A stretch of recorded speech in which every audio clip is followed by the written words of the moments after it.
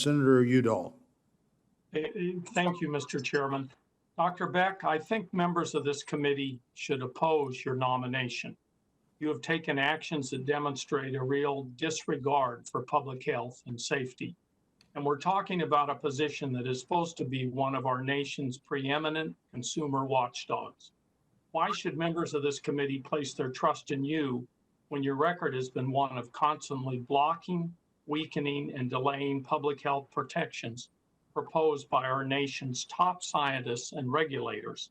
I think if they hear from people like Wendy Hartley, they will have trouble putting their trust in you. Wendy's son, Kevin, lost his life using a dangerous chemical in paint strippers, methylene chloride, while you stalled the effort to remove this chemical from store shelves. Drew Wynn lost his life as well, and many others that we know of. As you know, I was the lead author of the chemical safety reform effort in the Senate. We worked very hard to move forward with a very protective law. But your implementation of the law has been anything but protective. Shortly before your arrival at the EPA, the agency proposed regulating methylene chloride in paint strippers.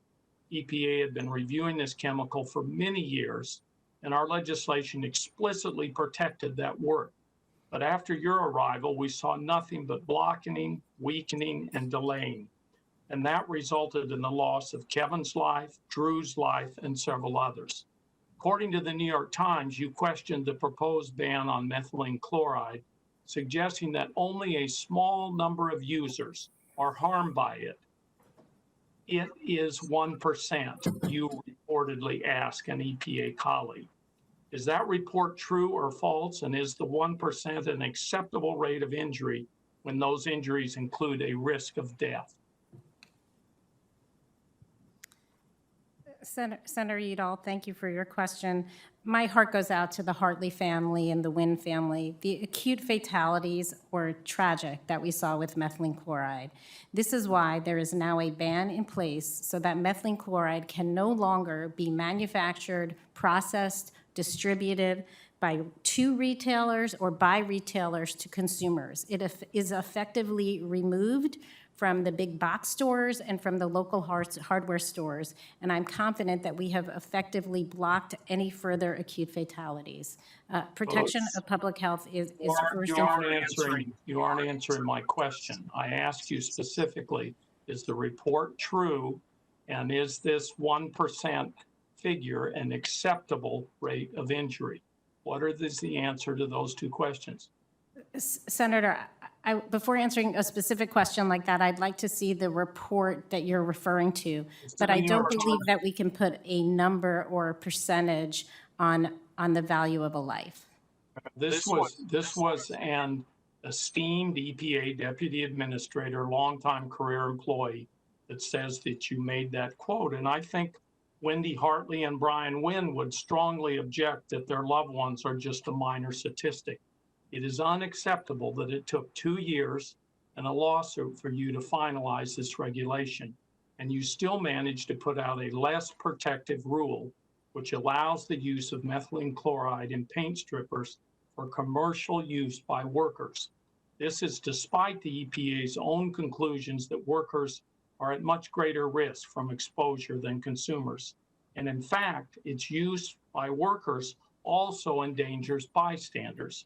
EPA had already considered and rejected the extra training as insufficient to protect workers and bystanders from the unreasonable risk, including a quick death posed by methylene chloride.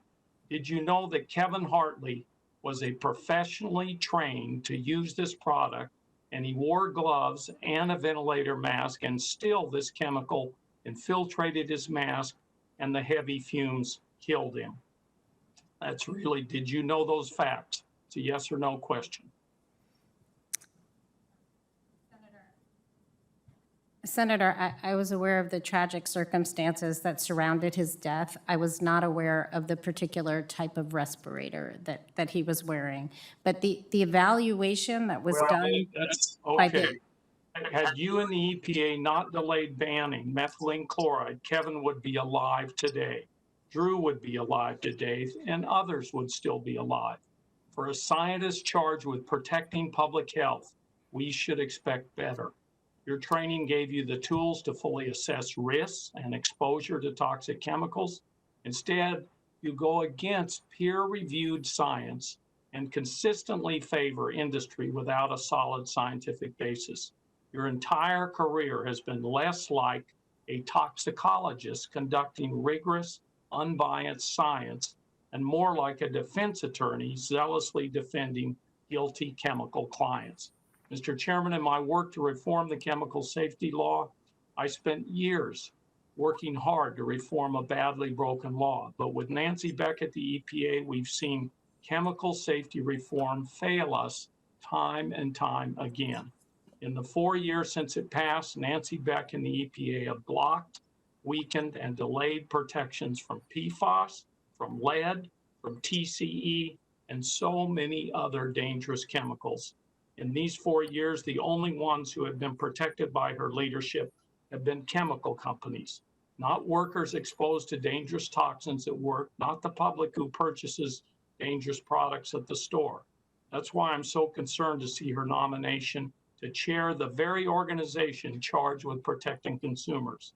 The American consumer is entitled to leadership at the Consumer Product Safety Commission that will protect their health, safety, and lives. This nominee fails this test, and I urge this committee to oppose.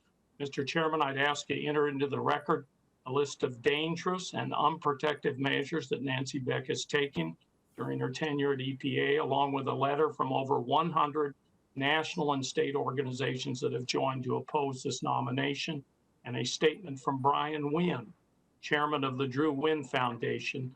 His statement, it starts, "This nominee delayed a ban on the toxic chemical that killed my brother."